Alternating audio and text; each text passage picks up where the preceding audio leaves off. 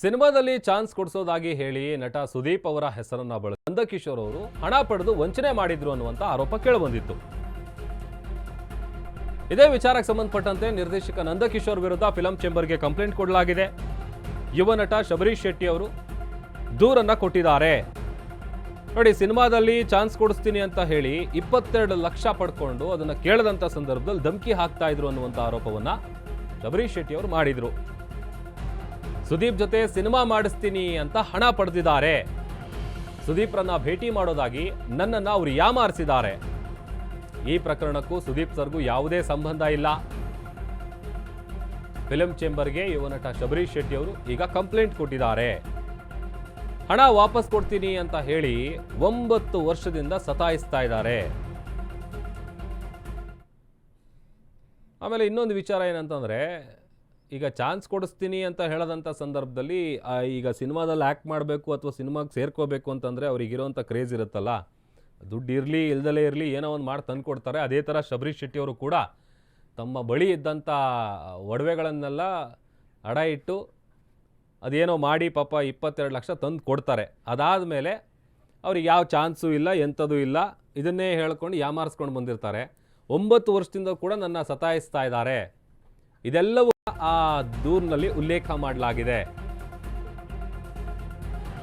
ಕೆಸಿಸಿಯಿಂದ ಹೊರಗೆ ಹಾಕಿಸ್ತೀನಿ, ನಿರ್ದೇಶಕ ನಂದಕಿಶೋರ್ ಬೆದರಿಕೆ ಹಾಕ್ತಾ ಇದ್ದಾರೆ, ಅವರಿಗೆ ಹಣ ಕೊಟ್ಟಿರುವ ಎಲ್ಲಾ ದಾಖಲೆಗಳು ಕೂಡ ನನ್ನ ಬಳಿ ಇದೆ, ಆಮೇಲೆ ಸಿನಿಮಾದಲ್ಲಿ ಅವಕಾಶ ಕೊಡ್ಸಲ್ಲ,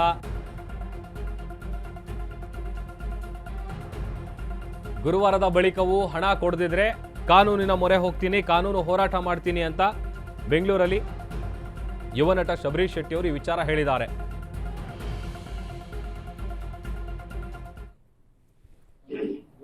ನಾನು ಯಾವುದು ಅಮೌಂಟ್ ತಗೊಂಡಿಲ್ಲ ಅಥವಾ ನನಗೆ ಯಾರು ನ್ಯಾಯ ಸಿಗ್ಲಿಲ್ಲ ಅಂದಾಗ ನಾನು ಕಾನೂನು ಮೊರೆ ಹೋಗ್ತೀನಿ.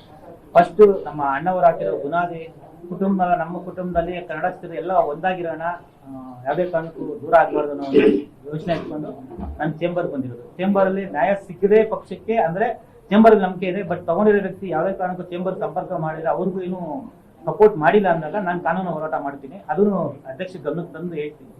ಎಷ್ಟು ಅಮೌಂಟ್ ಕೊಟ್ಟಿದ್ರಿ, ಯಾವ ಕಾರಣಕ್ಕೆ ಕೊಟ್ಟಿದ್ರಿ? ಸೊ ಈಗ ಕೊಡೋ ಟೈಮಲ್ಲಿ ಇದ್ದಂತ ಕಾರಣ ಬದಲಾಗಿದೆಯಾ ಹೇಗೆ? ಸರ್, ನನಗೆ 2014 ಪರಿಚಯ ಆಗ್ತಾರೆ. ಸೊ ಪರಿಚಯ ಅವರು ನನ್ನ ಪರಿಚಯ ಜಿಮ್ಮಲ್ಲಿ ಪರಿಚಯ ಆದಾಗ ಅವರು ಒಬ್ಬ ನಿರ್ದೇಶಕರು ಎಲ್ಲ ಒಂದ್ ಕಡೆ ಸಿನಿಮಾ ಮಾಡ್ತಾರೆ, ಅವಕಾಶ ಮಾಡ್ಕೊಡ್ತಾರೆ, ಒಂದು ಆಸೆ ಇತ್ತು. ಅದ್ರ ಜೊತೆಗೆ ನಾನು ಸುದೀಪ್ ಸರ್ ಅಭಿಮಾನಿ ಅಂದ್ಬಿಟ್ಟು ಸುದೀಪ್ ಸರ್ ನೋಡ್ಬೇಕು ಅಂತ ಕರ್ಕೊಂಡು ಸುದೀಪ್ ಸರ್ನ ಪರಿಚಯ ಮಾಡ್ಕೊಡ್ತಾರೆ.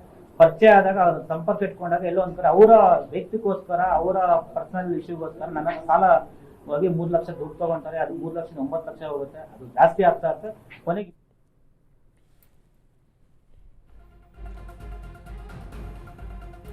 ರವಿಕುಮಾರ್ ಸರ್ವಿ ನಮ್ಮ ಫಿಲಂ ಬ್ಯೂರೋ ಹೆಡ್ ದೂರವಾಣಿ ಸಂಪರ್ಕದಲ್ಲಿ ಜಾಯ್ನ್ ಆಗಿದ್ದಾರೆ. ಹೆಚ್ಚಿನ ಡೀಟೇಲ್ಸ್ ಅನ್ನ ಕೊಡ್ತಾರೆ. ರವಿ, ಈಗ ಮೊನ್ನೆ ಈ ವಿಚಾರ ಮುನ್ನೆಲೆಗೆ ಬಂದಾಗ ನಂದಕಿಶೋರ್ ಅವರು ಅವ್ರ ಜೊತೆ ಮಾತಾಡ್ತೀನಿ ಅಂತ ಹೇಳಿದ್ರು, ಬಟ್ ಯಾವುದು ಕೂಡ ಏನೂ ಇತ್ಯರ್ಥ ಆದಂಗೆ ಕಂಡು ಬರ್ತಿಲ್ಲ. ಯಾಕಂದರೆ ಫಿಲಂ ಚೇಂಬರ್ಗೆ ಕಂಪ್ಲೇಂಟ್ ಕೊಟ್ಟಿದ್ದಾರೆ, ಗುರುವಾರವರೆಗೂ ಟೈಮ್ ಕೊಟ್ಟಿದ್ದಾರೆ. ದಿನದ ಹಿಂದೆ ಸಾಕಷ್ಟು ಚರ್ಚೆಗೆ ಒಳಗಾಗಿತ್ತು ಈ ಸುದ್ದಿ ಅಂತ ಹೇಳ್ಬೋದು. ಇನ್ನೊಂದು ಪ್ರಮುಖವಾಗಿ ನೋಡುವಂತದ್ದಾದ್ರೆ ಎಲ್ಲೋ ಒಂದ್ ಕಡೆ ನಂದಕಿಶೋರ್ ಅವ್ರ ಮೇಲೆ ಒಂದು ದೊಡ್ಡದಾದಂತಹ ಒಂದು ಆರೋಪ ಕೂಡ ಮಾಡಿರುವಂತದ್ದು. ಸೊ ಯಾಕಂದ್ರೆ ಅದು ಒಂದು ಹಂತಕ್ಕೆ ಹೋಗಿರುವಂತದ್ದು ಇವತ್ತು. ಯಾಕಂದ್ರೆ ಕರ್ನಾಟಕ ಚಲನಚಿತ್ರ ವಾಣಿಜ್ಯ ಮಂಡಳಿಯ ಅಧ್ಯಕ್ಷರಾದಂತಹ ನರಸಿಂಹ ಅವರಿಗೆ ಅಂದ್ರೆ ಒಂದು ದೂರನ್ನ ನೀಡಿರುವಂತದ್ದನ್ನ ನಾವು ನೋಡ್ತಾ ಇದೀವಿ. ಇನ್ನೊಂದೇನಪ್ಪ ಅಂದ್ರೆ ಈ ಒಂದು ವಿಚಾರವಾಗಿ ಒಂದು ಅಸಲಿ ಕಹಾನಿ ಏನಪ್ಪಾ ಅಂದ್ರೆ ಕಿಚ್ಚ ಸುದೀಪ್ ಅವರ ಒಂದು ವಿಚಾರ ಕೂಡ ಇದರಲ್ಲಿ ಮಧ್ಯೆ ಬರ್ತಾ ಇರುವಂತದ್ದನ್ನ ನಾವು ಕಾಣ್ತಾ ಇದೀವಿ ಪ್ರಭು. ಯಾಕಪ್ಪ ಅಂತಂದ್ರೆ ಕಿಚ್ಚ ಸುದೀಪ್ ಅವರ ಶಿಷ್ಯನಾಗಿ 2 ಸಿನಿಮಾಗಳಲ್ಲಿ ಡೈರೆಕ್ಷನ್ ಮಾಡಿದಂತಹ ನಂದಕಿಶೋರ್ ಅವರು ಸೊ ಎಲ್ಲ ಒಂದ್ ಕಡೆ ರಾಮದೂತ ಸಿನಿಮಾದ ನಾಯಕರಾದಂತಹ ಶಬರೀಶ್ ಅವರು ಕೂಡ ಒಂದು ಸಿನಿಮಾವನ್ನ ಮಾಡ್ತೀವಿ ಅಂತ ಒಂದು ಆಸೆಯನ್ನ ತೋರಿಸ್ತಾರೆ. ಅದಾದ ಬಳಿಕ ಎಲ್ಲೋ ಒಂದ್ ಕಡೆ ಸಿನಿಮಾವನ್ನ ಮಾಡ್ತಾರೆ ಅನ್ನೋ ಒಂದು ನಿಟ್ಟಿನಲ್ಲಿ ಕೂಡ ಶಬರೀಶ್ ಕೂಡ ಏನು ಹಂತ ಹಂತವಾಗಿ ದುಡ್ಡನ್ನ ಕೊಡ್ತಿರುವಂತದನ್ನ ನಾವು ನೋಡ್ತಾ ಇದೀವಿ. ಅಂದ್ರೆ ಒಂದು 22 ಲಕ್ಷದವರೆಗೂ ಕೂಡ ಶಬರೀಶ್ ಅವರು ನಂದಕಿಶೋರ್ ಅವರಿಗೆ ದುಡ್ಡನ್ನ ಕೊಡ್ತಾರೆ.